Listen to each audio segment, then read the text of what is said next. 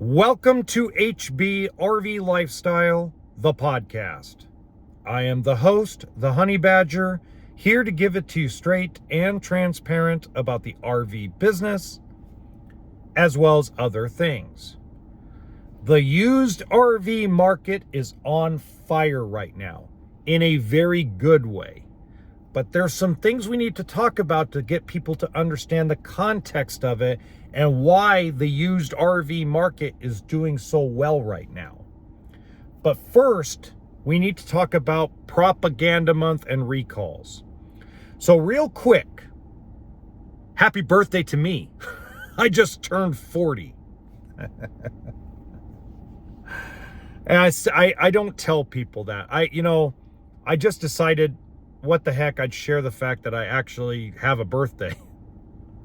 Anyway, moving forward, I'm not going to go into details about the recalls like I normally do, but if you go in the description box below, either on YouTube or Rumble, depending on where you're getting this from, there's a link to the website with the article on it, which is rvbusiness.com. What I will say about these recalls is they are silly, and it just blows my mind that we go from Brinkley having almost 3,200 units with wiring problems to Grand Design having their own wiring issue to now Forest River can't get a simple sticker right. One that's federally mandated. I mean, what is going on in my industry on the news side? I have a theory, and the theory is desperation, okay? My theory behind this is dealerships are overstuffed with inventory. I've said that probably 1,000 times in the last 5 months. I don't care what puff piece they put on rvbusiness.com, RV News, RV Travel, RV this. I don't care what kind of puff piece you put about Blue Compass, Camping World, Lazy Days, any dealer, even mom and pop. Don't care. The reality is, on the ground, RV dealerships are severely overstocked with RVs. And they're being smart. Everybody from Marcus Lemonis down to mom and pop shops, they are watching with their eyes, listening with their ears, and they're paying attention to what's going on, because so many dealerships have gone out of business. There are now manufacturers that have closed their doors on factories. They are paying attention, going, I don't want to go. I want to survive, so that way when the market comes back and we get normalcy again, we'll go back to making some money. But I can't get there if I keep overloading myself with inventory. And then you have to look at the back end of things. RV customers, consumers, RV community members. They are being more selective. And now, watch this, which is a good segue for later. They are buying more used than they have in a very, very long time. And a lot of that has to do with motorhome prices. You still have some good traction with travel trailers, good traction with small, cheaper, lighter weight fifth wheels. The luxury lineups like Riverstone, Mobile Suites, even Brinkley is doing really well. Not doing as well as they want to do, but they're doing pretty good. Even Grand Design is doing okay. They're not lighting the world on fire anymore because their name has been absolutely dragged through the mud, which rightfully so, if you listen to all the allegations. But the reality is nobody's gone to the next level, and nobody's going to. And that's because dealers now are in control of the industry. For the first time since 2009, the dealers are at the steering wheel. They're at the helm. And that's beneficial in the long run for the community and for the consumer. And here's why. if the dealerships are controlling the inventory in that level, it means that realistically, they're picking out their prime products and floor plans. The hard part is every manufacturer comes out this brochure with 15 floor plans on a travel trailer, and everybody goes, oh my God, I got to see every single one of them. Well, the dealerships have figured out, and especially the ones that have been in business 15, 20 years, this is what's popular. This is what we're going to order. Well, we can't let you order just those. Well, then don't give me anything. That's plain and simple what they're telling people. Right now, the most popular trailers in the industry are small, lightweight, and under 20 grand. That's the popular. If it's under $20,000, single axle and lightweight, it doesn't last on dealership lots. That's kind of the route people have gone because of high gas prices, because of high interest rates, and because, once again, folks, I've said this a million times. I know people get mad at me for saying this, but the super duper quadruper majority of RV buyers finance them and are payment buyers. 87.4% of new RVs had a loan on them last year. People are payment buyers. And now price and payment do correlate. You can't go buy a $400,000 motorhome, put 40 grand down and get a $200 a month payment. That doesn't work. So price and payment do correlate. But the realistic part is we are payment buyers. And people right now can't afford more than $150, $200 a month in a lot of respect, because you still got to put groceries, still got to put gas in the car, etc. So what can they afford? They can afford the smaller, lighter weight stuff that actually is easier to tow. And we can keep going on that, but that's the trend that has been going in new. And then the trend in used has been anything and everything below $30,000. Fiberglass, even aluminum trailers. It's oh, look, a Flagstaff trailer that's 45 grand brand new I can buy for 28, that's 3 or 4 years old, 5 years old, whatever the case may be. That's where the industry has gone, and the dealerships are following the trend. Just look at the way Camping World is aggressively trying to get rid of new inventory. Go look at the way Marcus Lemonis has situated Camping World. They're going to lose a grip load of money this year. I'd say fair estimates, my opinion, based on all the data I've collected, Camping World might lose more money this year than they did last year. Last year, they lost $22 million. I think they're going to be on pace to lose probably 30. But they're going to be smart about their cash flow. Say that's the difference, right? You got a CEO that's been doing a while. Yeah, he might be a little crazy. You may not like him. You may like him. You may not like him. You might hate Camping World. You might love Camping World. That doesn't matter in this discussion. This discussion is specifically and only around what is going on. And they are dumping new inventory quick. But if you look, they're also dumping used inventory, going back and getting new used inventory, doing a lot of street buys, a lot of consignments. You're starting to see, because now, and this is the final thing about this, and then we'll get into the used market, okay? And brand ambassadors.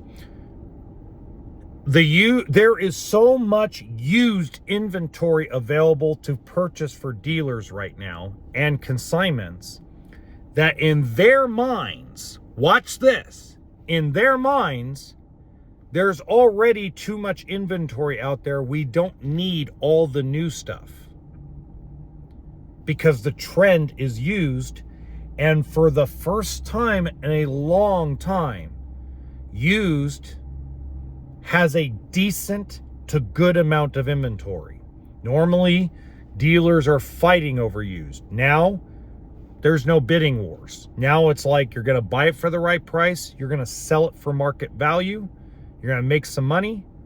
You're going to keep your doors open rather than paying interest payments on stuff that's sitting and rotting on your lot. And that's the mentality and where the industry is going to probably be for the next year, year and a half. Now, here's a segue into used. Here's the difference. If you are upside down in your trade wholesale, you are upside down in your trade retail as well. I have a customer that I've been working with that owns a fifth wheel toy hauler. They bought it during COVID, the peak of COVID, 2021. They owe $99,000 on this thing. I can get financed through credit unions roughly about $74,000. Okay? So that's retail. That's what the bank is going to lend. And they're 26, 25, 26 grand upside down retail. You're not getting $99,000 for a 3-year-old fifth wheel toy hauler. That's not the market. Could you get 75? Probably. Could you get 76, 77? If it's super clean, absolutely. But if you look, all the used dealerships out there, all the used inventory out there that has been priced correctly according to the market is flying off dealer shelves, flying off private party driveways or storage lots. I've witnessed it. I watched a guy who's selling a diesel pusher. He's contacted me. I've worked through what you should sell it for. He got mad at me, thought I was an idiot trying to help him lose money. Couldn't sell it for 6 months. We talked again over the phone. He dropped his price $15,000 right where market value is. In 3 days, it was gone. He goes, holy crap, there are a ton of buyers. I'm like, I've been saying that. Yes, the economy is bad. Yes, the economy is terrible. But there are still a lot of people out there with the ability to buy. But they've set a bar, they've set a margin, they've set a price, they've set a budget, and they're not going above it. Not even for the right unit. If they found the right unit for double the price, nope, we'll wait and see if we can find something else. And here's the key word. Buyers are settling. And what that means is let's say they know they can buy an Allegro bus, top of the line Allegro bus used for 200 grand, used, low miles, clean, perfect condition, but they have an $80,000 budget. Then they start going, okay, I'm not going to find an Allegro for that, but we're going to try to find a similar floor plan and a diesel pusher that's older that we can pay 80 grand for. And you're starting to see customers come out and go, okay, it's a 15-year-old unit. You know, yeah, the trim's falling off. Yeah, I'll probably have to do this. You know what? It'll be a little project for me. But I'm not going and spending $400,000 on a brand new coach right now. I'll spend 80. But here's the interesting part. We're also starting to see parks, RV parks, starting to be more flexible about the age of a unit if it looks good. Instead of just turning people flat down, they're saying, hey, take pictures of it and send it to us.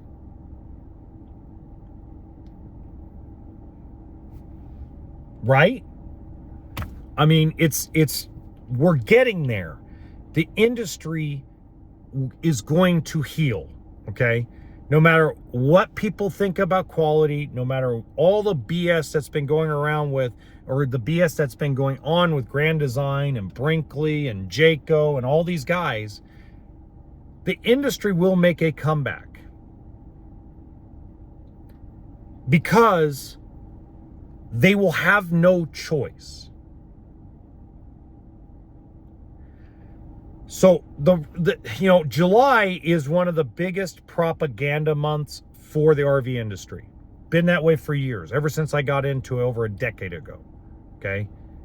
Let's be real about something. Brand ambassadors are the new commercials. Brand ambassadors are the new way for the RV community to get sold on a brand. Okay? Now, I'm not talking shit about brand ambassadors. I'm not talking crap about them. What I am going to say is they are salespeople.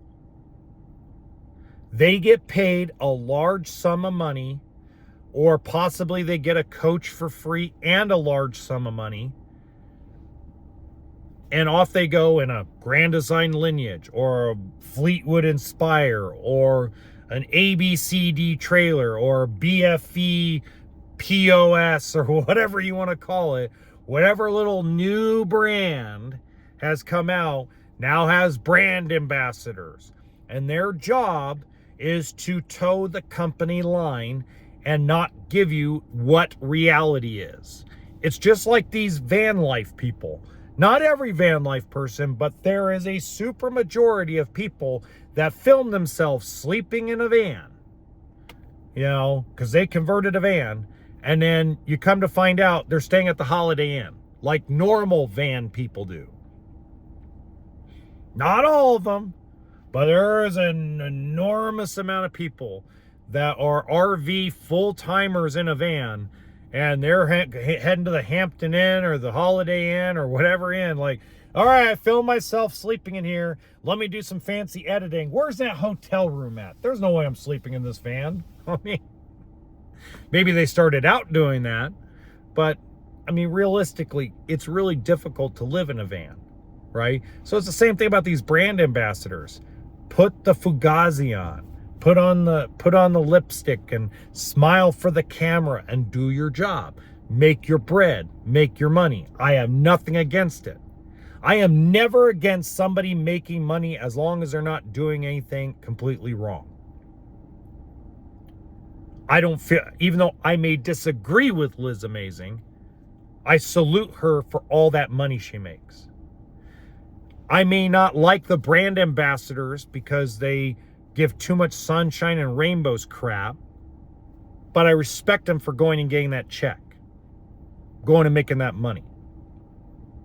And even though I have a lot of disagreements with the corporate RV dealership YouTubers, even though I have a big problem with the way they toe a company line, high five on the big paychecks you get. And I don't mean that stuff sarcastically. I mean that from the bottom of my heart. You go, girl. You go, boy. Go make that bread. Go take care of your family. But at some point, there has to be more people like me. And I want to encourage people to talk truth about it. I want to hear the good stuff and I want to hear the bad stuff. I want to encourage more people that are RV owners, that own these RV brands, to share their experience once a month on YouTube. Don't worry about getting paid. Don't worry about all that crap. Just record yourselves talking about the really good stuff about your rig and the really bad stuff about your rig. Because if you give both perspectives, then a real person that wants to go buy gets a real look at what RV ownership looks like. And it's a fabulous lifestyle. It is something I love. It's a lot of things everybody loves. But when you're not prepared and you are completely ignorant to everything that is going on, then when you go buy one and something goes wrong, you just go, oh my God, it's the end of the world, because you weren't properly educated. You were either listening to the Armageddon people or you're listening to Sunshine and Rainbows, and you weren't getting what the real perspective is. There's a lot of people that comment on my regular videos and comment on the podcast. I'll never buy one. The quality is terrible. That's not true. Not every unit is terrible. Not every trailer built is terrible. That's kind of the reality of things.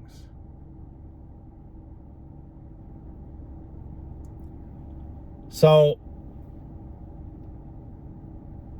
I don't know how else to put it outside of, this is a great lifestyle to be a part of. I've been a part of it for a long time. I love it. You can't go wrong with it. You can't.